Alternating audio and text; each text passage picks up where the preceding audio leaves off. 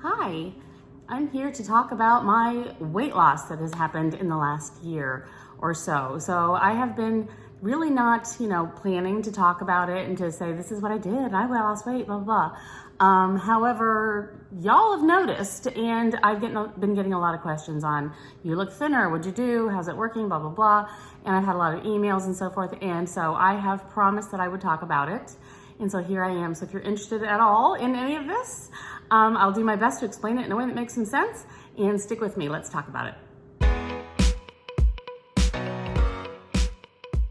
So first, I would like to say that this is just my experience. I'm not a doctor, although I was under a doctor's care through this whole thing. So I want to first talk about the why I decided to lose weight, and then how I went about it and how I'm maintaining that. So that's kind of the way I'm going to break it all up for you. So we started this whole thing pretty much, it was late October of 2021. So it's been almost a year, and I reached my goal weight in April of 2022, and I lost 30 pounds, give or take. Depending on where the start was, but basically around 30 to 35 pounds at one point. So anyway, that's what I did between October 21 and April 22. And then I have been maintaining ever since, give or take a 5-pound thing up and down that I do, kind of on the regular, and we'll get to that too. So that was the time frame of what happened. Now let's discuss why. Okay, the reason more than, anything, and it's always good to feel better in your clothes and whatnot, I was pretty much content. I was working out, I was healthy, I've always been eating healthy, I've always worked out. I'm not one of those people who thinks that, thinner is always better, because it's not necessarily. And weight loss for me, my whole life has been kind of an all or nothing sort of a thing. I've tried everything in my life pretty much to lose weight at different times in my life. And the only thing that ever worked for me was, I hate to say it, but basically starving. I would eat maybe just very little, and I don't condone that. That's not a good thing to do. Okay, but that's the only thing that ever really worked for me. I've tried every other thing, at various times, and that was kind of really it. So it's not something I ever wanted to always do, and that's why I fluctuated constantly, because you starve, you lose, and then you eat a little bit more like a normal person and you gain it right back, and then you starve and lose, and that was never a healthy thing for me. So I'm not saying that's what you should do. Never. Okay. So that's my back history. Plus, when I was pregnant with my first child, I had gestational diabetes. And I was told at that time that because I had that, it was a much more bigger likelihood that I would have diabetes, type 2 diabetes going forward in my future. I was much more likely to develop that. Fabulous, right? So you just try to think, okay, well, that's wonderful, whatever. But everything was fine for years and years and years and years. Whenever I get my blood glucose figured out. Back to that time when I was pregnant and I did have gestational diabetes, I was on a strict diet with my doctor and so forth, and I just kept gaining and gaining and gaining. And they're like, you must not be following the diet. And I'm like, to be honest with you, what you're telling me to eat is more than I normally eat ever. Even, there's no way. And they're like, well, the baby needs the nutrients. I'm like, well, fabulous, but I'm gaining weight, and I'm telling you. So I'm not even eating as much as you're telling me I should, because I'm gaining way too fast. And they're like, well, you are gaining too fast. And so they really didn't even believe me that I was eating less than they were telling me to, because they thought that what they were telling me to do would definitely help, regulate my weight and so forth. So I feel like I've always had that, where doctors just didn't believe that I wasn't eating as much as they thought I was. And that's been so frustrating for me. So anyway, fast forward to the more recent years, I have noticed at different doctor's appointments that my blood glucose levels were starting to just raise and raise. They just kind of keep going up and up and up. Nothing too worrisome, but I thought, I was told this could happen. I need to watch out.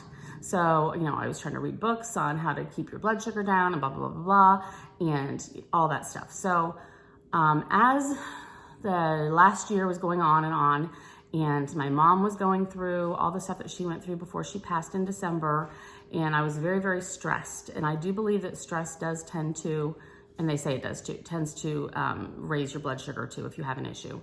And I did feel like that was happening. And so I really couldn't stop my mom from her issues and from her dying. So there was no way I could stop that stress, but maybe what I could do to help my body through it was to do everything, in my power to work on that situation, my physical situation. So, my blood pressure was going up a little bit too, never too worrisome, but I just saw everything kind of popping up, and I'm like, that's not good. So I thought, I'm going to do this. I'm just going to dedicate myself to it. And I'm going to lose some weight because every single doctor, every single book, every single article says, if you lose even 10% of your body weight, that can really, you can go off your meds, you can, whatever.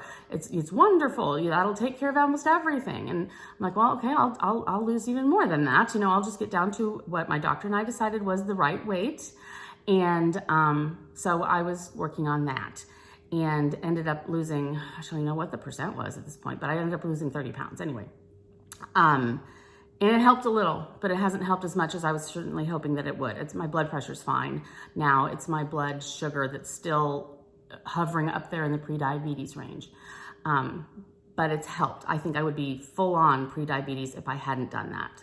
And if I hadn't changed my eating habits the way I did to lose the weight. So those are the whys. I was worried about health issues getting worse, and I thought, okay, let's do this. Let's do everything in my power. So I started working with a doctor who specializes in this kind of thing. I highly recommend her. She's wonderful. She's moved on to a different thing now though, so it's hard to even recommend her. But anyway, she was monitoring everything. I did one of those full body scan things where you stand on the electrodes and you put your hands on there and the thing spins you around and it shows you your full body thing and it tells you exactly how much each arm weighs and what your fat, what your water, what your everything is. And then throughout every 3 months or so, I would get to do that again and see my progress. It was fascinating, like how much was muscle, how much was fat, blah, blah. Loved it. I love that machine. It's absolutely wonderful. And it's fascinating to see, it all. Anyway. So I found out from this doctor that I am very insulin resistant. Okay. This is so hard to explain. Okay, so being highly insulin resistant, what that basically means is that when you eat, the sugar goes into your cells and then your body shoots out insulin to go into those cells and release, use that fat and that energy in the cells.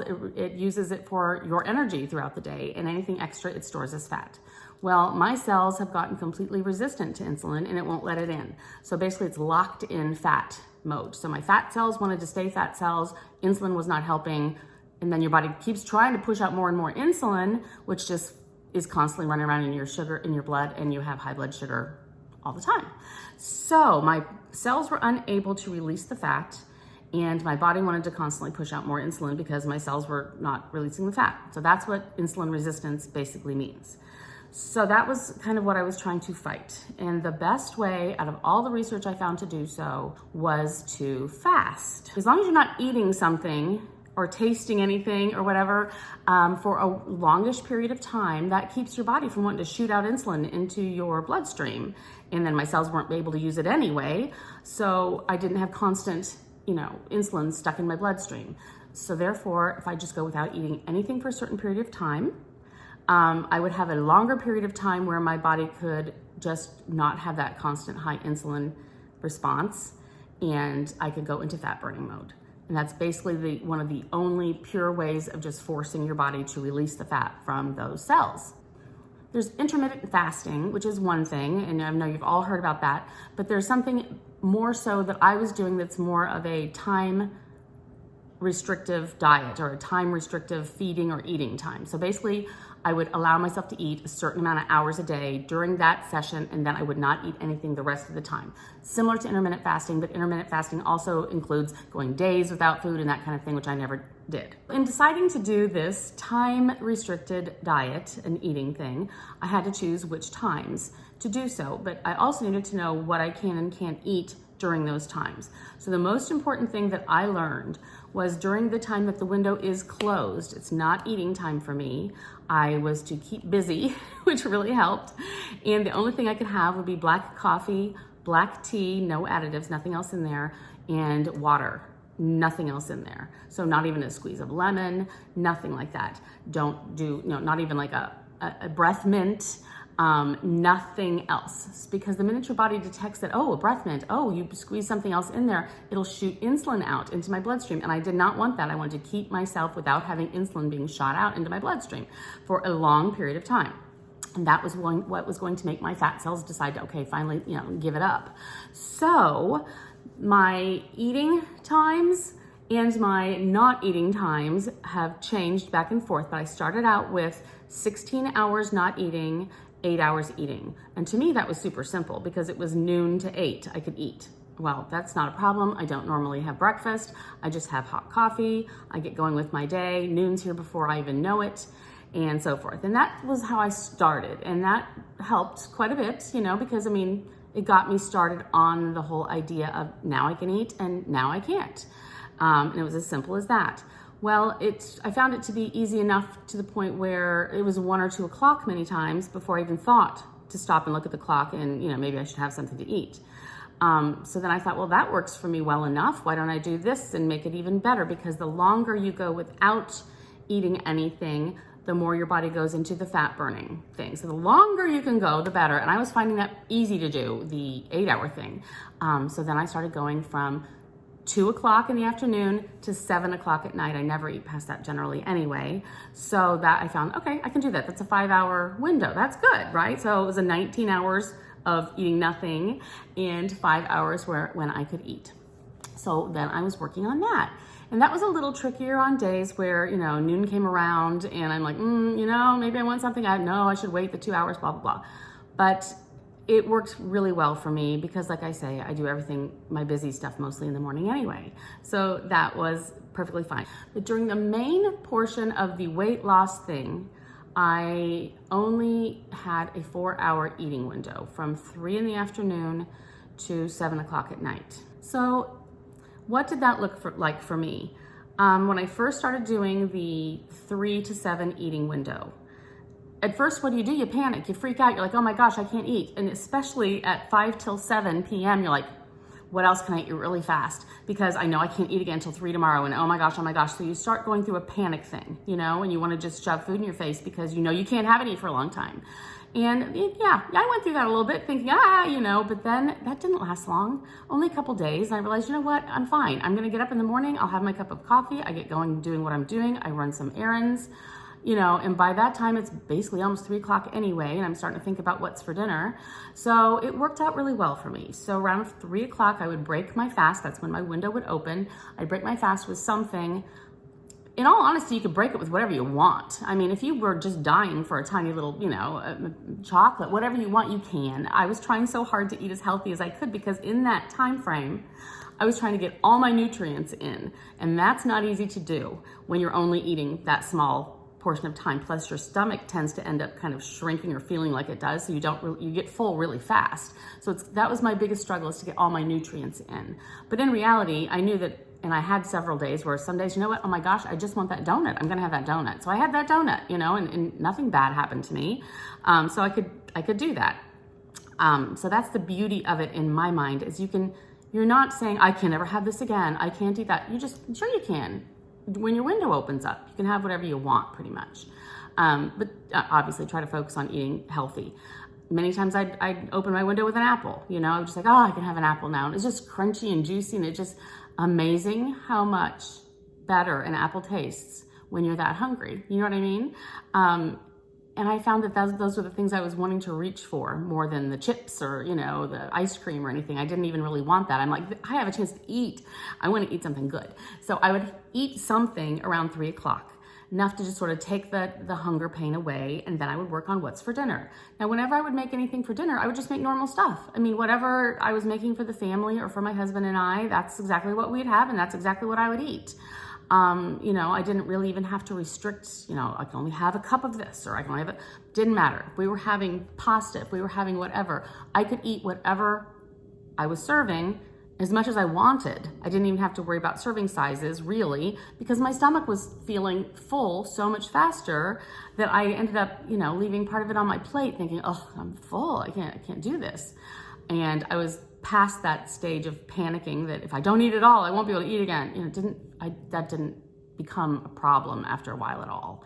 So The beauty of this for me, not only was that I was losing weight quite rapidly doing this 4-hour eating timing, you know what I mean, from 3 to 7, was that I didn't have to worry about what I was eating as much, as long as it was nutritious. You know, I got some nutrients in there, of course, but I didn't have to focus on, okay, I can have this, but not that, or that, but not, you know, and I just opened it up to whatever I wanted, whatever sounded good at the time, whatever my family was eating for dinner, I had that too. I'd have a glass of wine. You know, I could do anything like that and I didn't have to worry about it. That was my time to eat whatever I wanted. So all the day long where I'm thinking, what am I gonna have? What am I gonna have? I could have whatever I wanted. So I didn't have to freak out about that. So that was good. So once that 7 o'clock then would hit, I'd be like, okay, I'm finished for the day. Fine, I don't need to be eating anything else before I go to bed anyway. Sometimes I go to bed feeling kind of hungry. By that time, you know, everything had, you know, digested enough that I was starting like, oh, I'm kind of hungry, but it wasn't that big of a deal. I also learned to train myself to realize that feeling hunger does not mean you're going to die, because that's our first thought. It's like, oh my God, I'm hungry. I've got to eat something. You know. But no, you don't need to. You might want to, but your body's doing just fine. It's burning off the extra stuff. You know, you're going to be okay. That's how we've done in, you know, millennia. We were hungry until we found our next food from whatever source we had, you know, 4,000 years ago.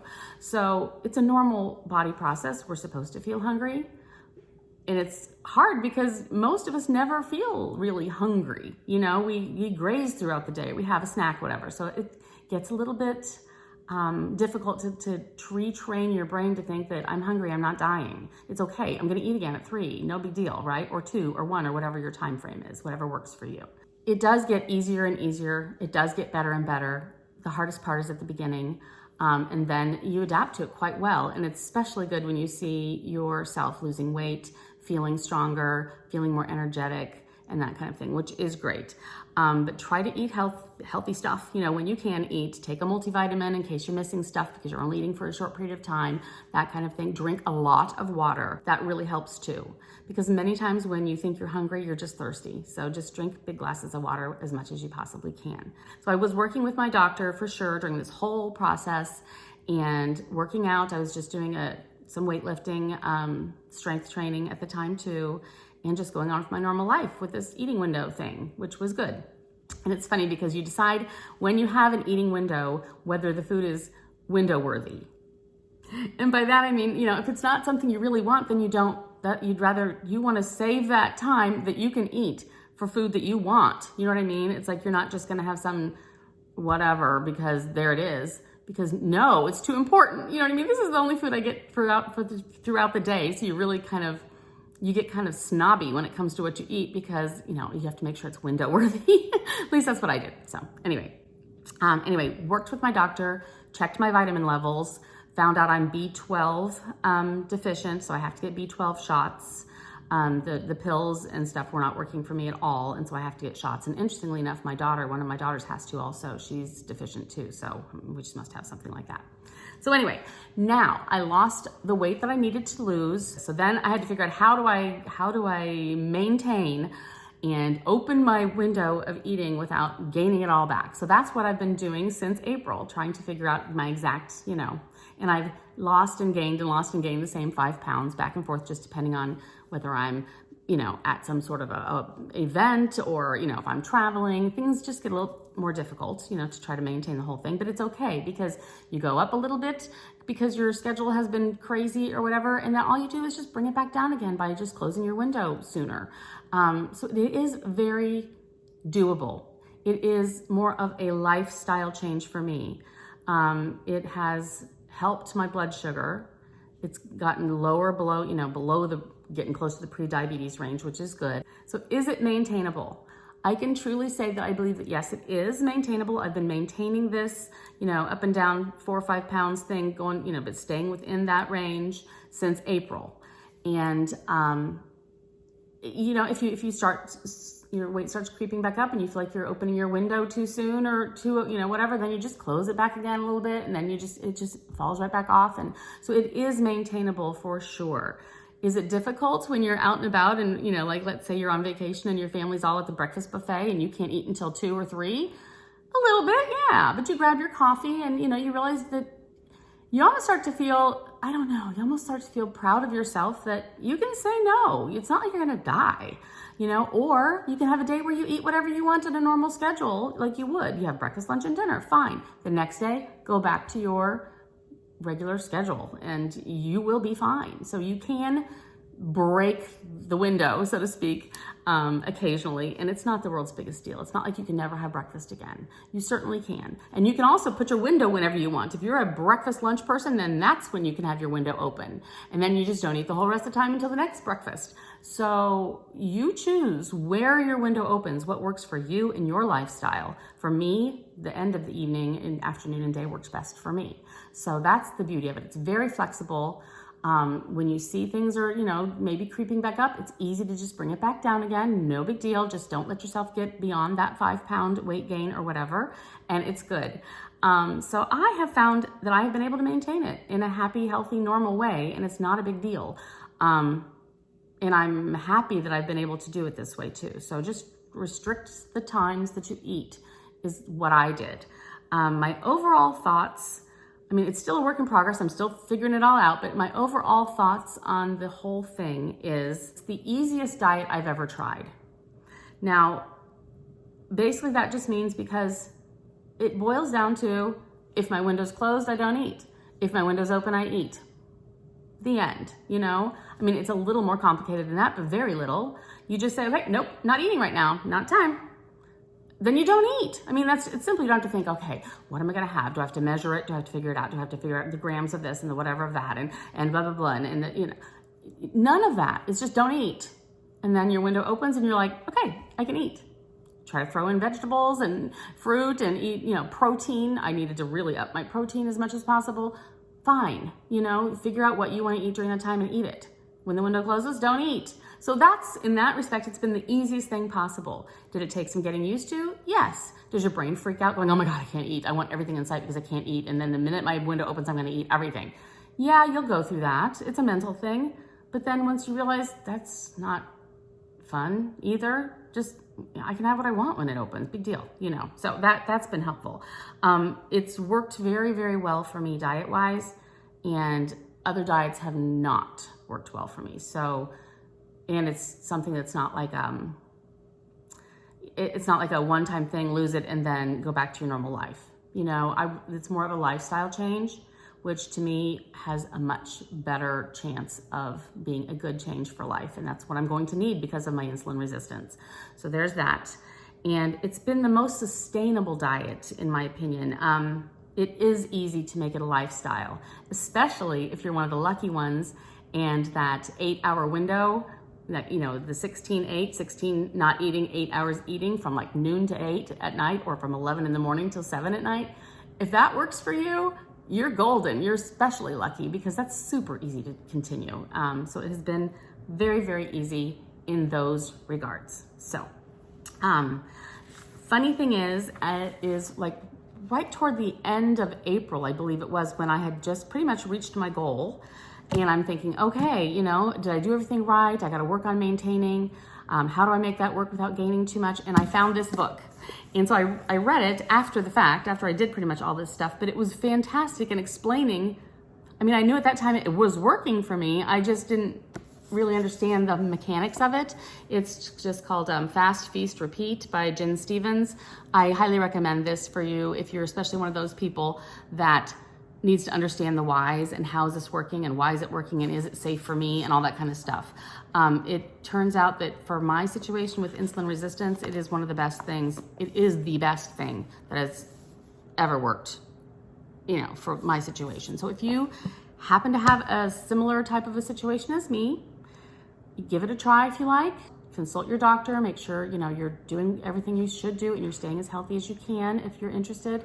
If this is not for you, that's fine too. Again, I'm not a doctor. I did have help, from my doctor trying to figure this all out, but it's just something that for me it worked and it will forever. Now, will I say that I will never gain weight again? No, I'm not going to say that. My whole life I've gone up and down, up and down, up and down, up and down. But I'm hoping that this is sustainable enough that I can stay in a more healthy weight and keep my blood sugar lower and not move into having diabetes, because I really don't want that. And it's very important to me. So more so than fitting into smaller clothes, that wasn't as big of an issue to me as it was to keep my blood sugar down. So thank you for joining me. If you have any questions, please feel free to ask. I will do the best I can to answer it. But like I say, most of the answers will come in form of this book. It was very, very informative. I enjoyed it very much, and I've recommended it to several people. Yeah, so there it is. That's what I've done. It's, nothing groundbreaking, and I'm sure you've heard this whole song and dance before, but for me in my situation, it has worked. So I'm happy about that. Thank you guys so much for joining me. As always, I appreciate it. Talk to you later. Bye.